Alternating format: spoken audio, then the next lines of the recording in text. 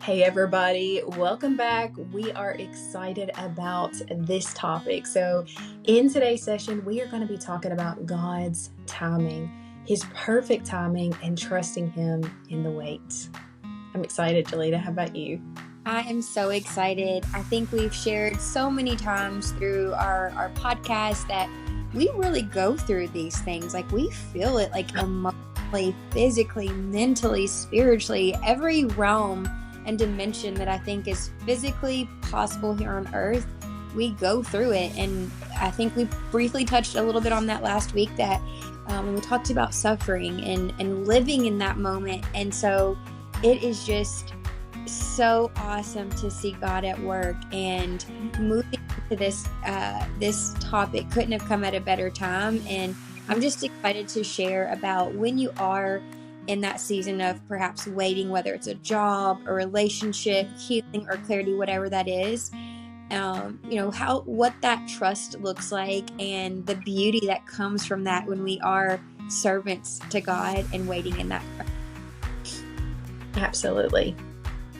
Well, I think to start our conversation, I do have a verse, and I think it's always important to start at the foundation, which is the Word of God. So let's go to Isaiah 60, and we're going to read verse 22. It says, and this is the Lord speaking, it says, "The smallest family will become 1,000 people, and the tiniest group will become a mighty nation. At the right time, I, the Lord, will make it happen." Now, Isaiah 60 is mainly about the coming of Christ, the Messiah. So when he's saying at the right time, he's talking about the sins of his people and justice and all of this. And he's like, at the right time, though, I'm going to make this happen. Jesus will come and it will bring righteousness to all. Now, I looked this up. I don't know this. Okay. I'm not that smart. But the translated word here is also seen in Galatians 4:4. And so when it's talking about time, at the right time, it's not the same kind of time that we think about. It's not a day or an hour or a year. But if we look in Galatians 4:4, it's talking about the fullness of time. Like things have to happen in order for this to take place. Even now in this season, this time, in this earth, we are waiting for the fullness of time to happen for Christ to come back. And there's so many things that I don't have wisdom to even know that God is waiting on, mostly so that all of his children, or as many children as possible, come to Christ, and then he'll come back. So when we talk about time, our version of time and what we think is a wait is sometimes not equivalent. It's not usually equivalent to God's timing, because certain things have to transpire in order for those things, for what we hope to happen will come to pass. So I think that's the foundation there. What are your thoughts on that, Jalita? I absolutely agree. And I want to back up your statements on specifically the time with another biblical verse to help provide some insight. And it was a new one for me. It was in the book of Habakkuk, chapter 2, verses 3. And always I'm reading from NLT. And it says, "If it seems slow in coming, wait patiently, for it will surely take place. It will not be delayed." And so when I think about your comment about the time, right? It's especially when we preface, it's God's perfect time. There's all these things that have to happen, and while we're thinking it's never going to happen, or why is this now happening instead of what I asked for, right? It is happening. You're just in See the process. that it's happening, right?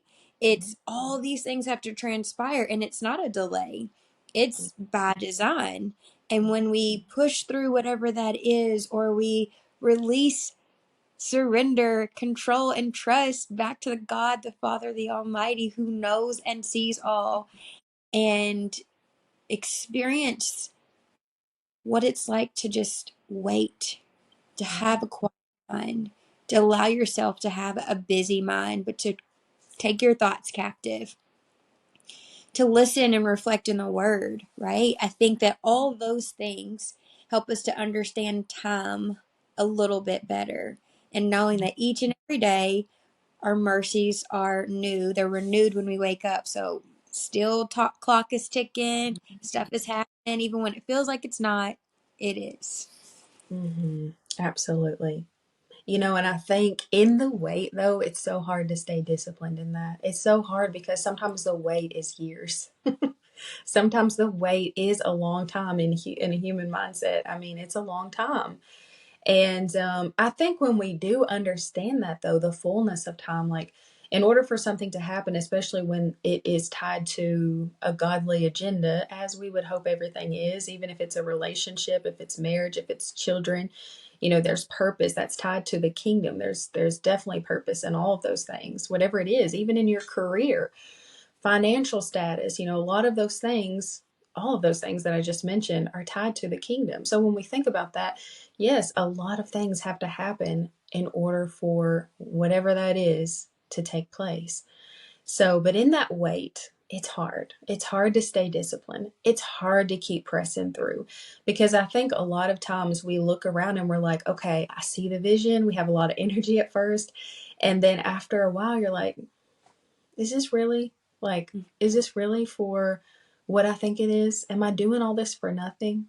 I think a lot of times we think that, and it's hard to stay disciplined in the day to day to just keep pressing through to whatever it is you feel like God has called you to, that you are entitled to, whatever it is.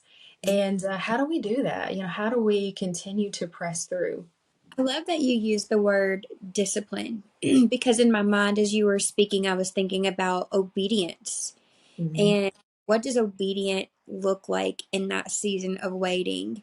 And I think about a story in my family, and it has to do with, someone finding their perfect person, their right one, living a life that God calls them to, very active in their church, a big faith, um, very involved in their faith-based community, praying, not ever settling, not really even fully dating because they just felt like that if God were to bring their perfect person for them, that they Hmm. would know. And so it didn't happen until they were actually in their 50s. I think when I went to the wedding, they were Hmm. already.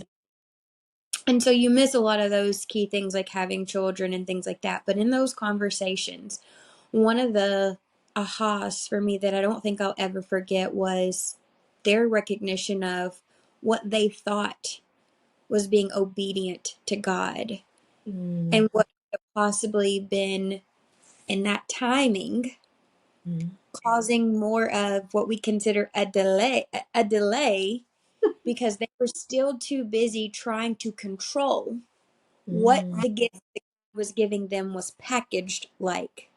So, Hmm. they could have had probably other opportunities, but because it wasn't exactly like what they were praying for, and letting God intercede and do the work and say, hold on, I've already got it for you, but you need to learn these things, right? That they potentially missed out on time of receiving that gift sooner. So that's kind of what I think about when you use discipline, and I think about obedience in that same, you Hmm. know, manner. That's Not good, that Julia. not not that it's a detour. I don't mean that because I think someone else could say, "Oh, so then they were on a different path." No, I just think it took longer to get Mhm. what you asked. Well, and I think you bring up a good point because two things, okay? Sometimes it is obedience, whether you think you're trying to be obedient, you think this is how it's supposed to look, so this is what I'm going to do, but you're not really including God, or it's a complete disobedience that can delay it as well. But sometimes it's us. Like we think, God, why are you not giving this to me? But it's actually us, you know? And there's this verse in Proverbs, you've probably heard it before, but it says, we can make our plans, but the Lord determines our steps. So it's like Ooh.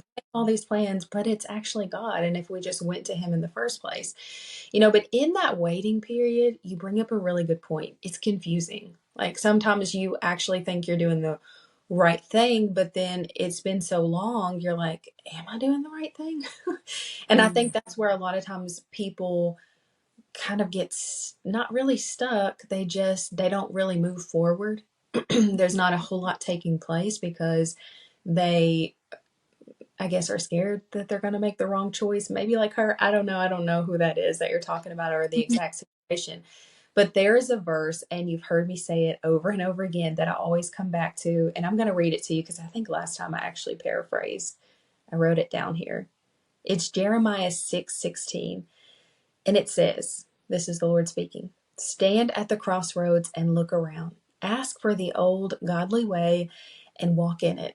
And I think if there's ever a season in our life where we're just waiting and we're like, what now? Do I go this way? Do I go that way? Is that going to prevent me? Like, forget all that because you're not in control. Give it to God. And you look for, where's God in this? What is the right way? Where is the obedience? And you just keep stepping day by day by day. But God has to be included in every single step of that, for sure. Mm-hmm. Mm-hmm. So when we talk about this season of waiting, there's a story, it's a personal reflection of mine. And I guess to give it insight, I think about a time where there was something that I was fervently praying for, and I was trusting God, or thinking that I was fully trusting God, but still too much of the parameters, right? I want it to look like this. I want it to feel like this. It's got to be shaped like this. And it wasn't a person. It was a situation, a circumstance. Mm-hmm. And I wasn't getting anything. I couldn't hear from him, probably because the things that I were wanting to hear was not what I was ready to hear. But when I finally released and said, okay, I'm creating this block. It's not what he asked me. He's not some magic genie that I can dispense a coin in and then everything's going to happen, right? It doesn't work that way.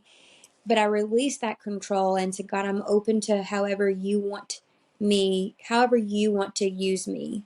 Let your will be done. I think as I know for sure that was the statement, let your will be done.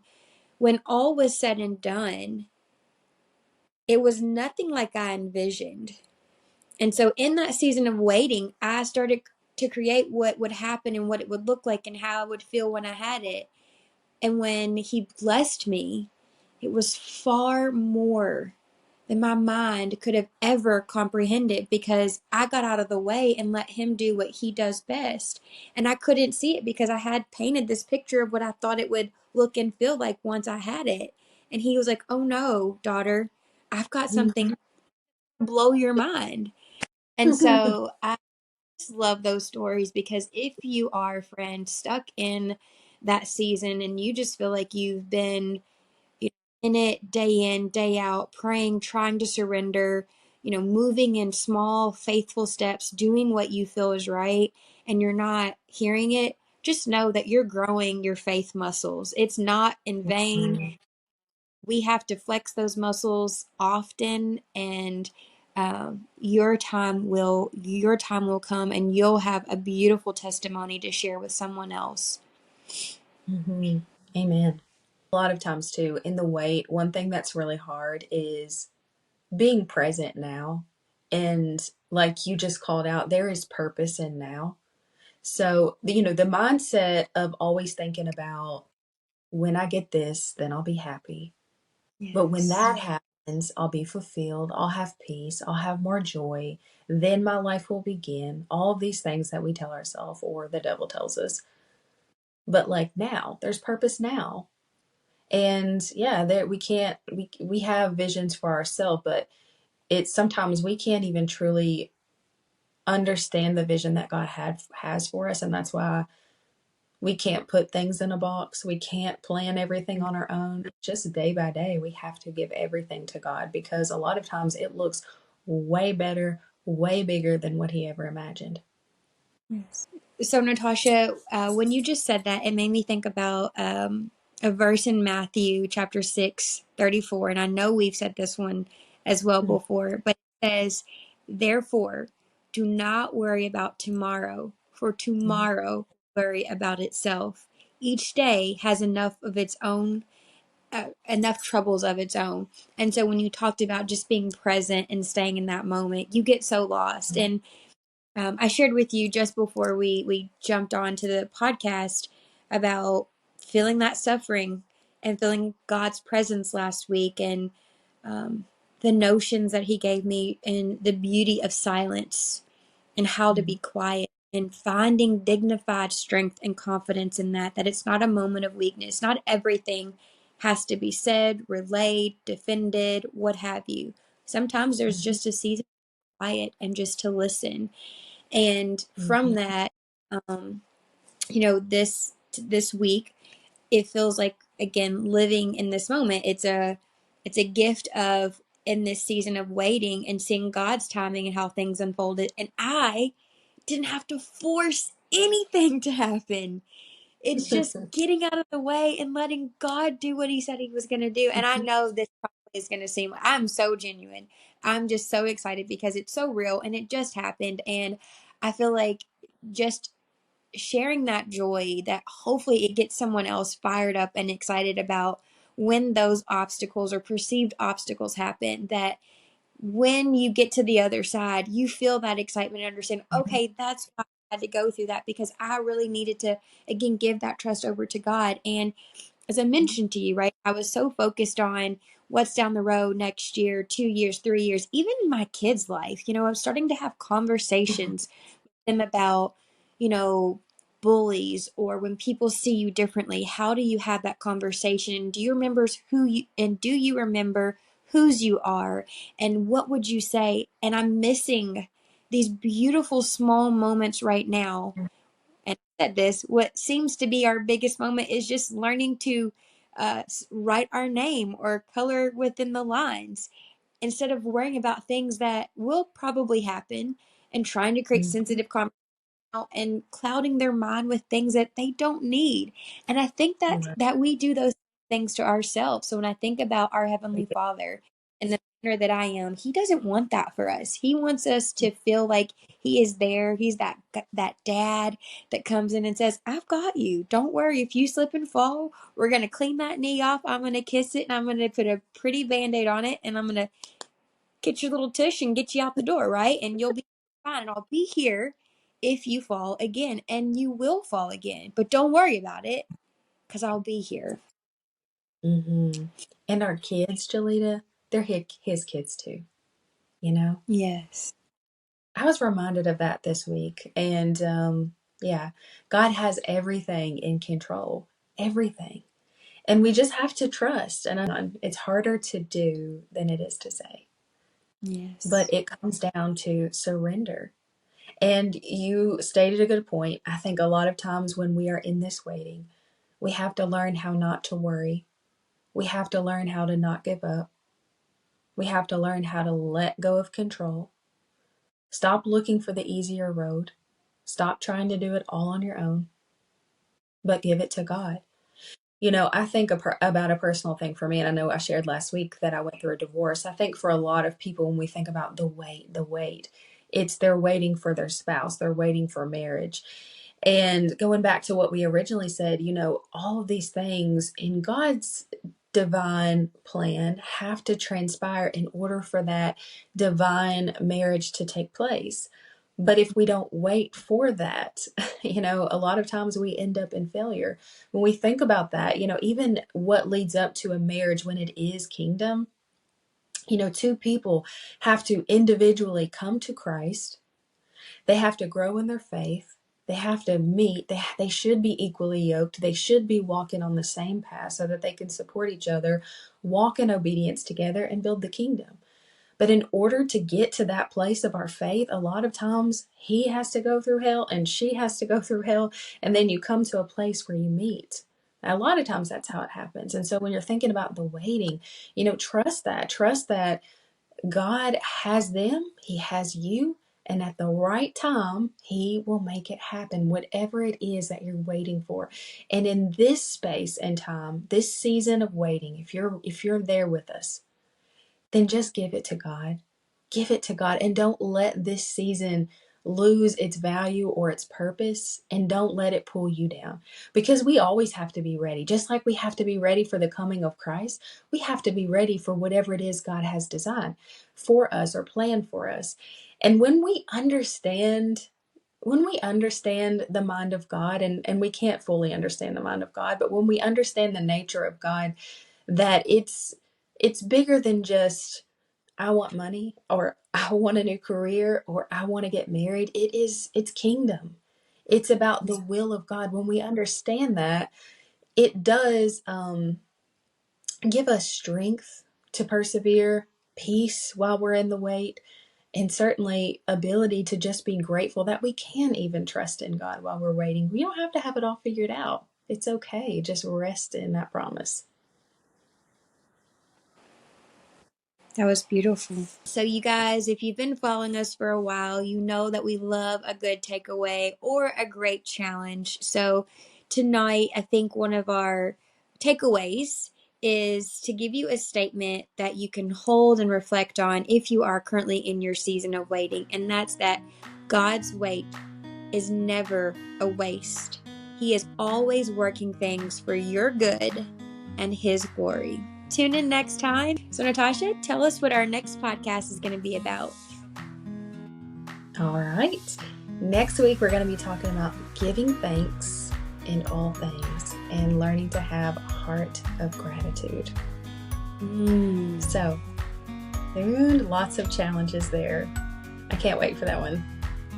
And thank you all for tuning in. If you keep showing up every week, we just want to ask that you share this with somebody. You know, the more shares, the more likes, the more comments. We don't care about it for the clout, but the more that you share, the more that you like, the more that we spread the gospel, because we truly are here because we feel like God has led us to this place. And so the more people we can spread it to, the better. So if you like, you share, you comment, it's just going to help the algorithm. So thank you all for just showing up every week to study with us. We hope this blessed you again, and we'll see you next week. Bye-bye. Bye.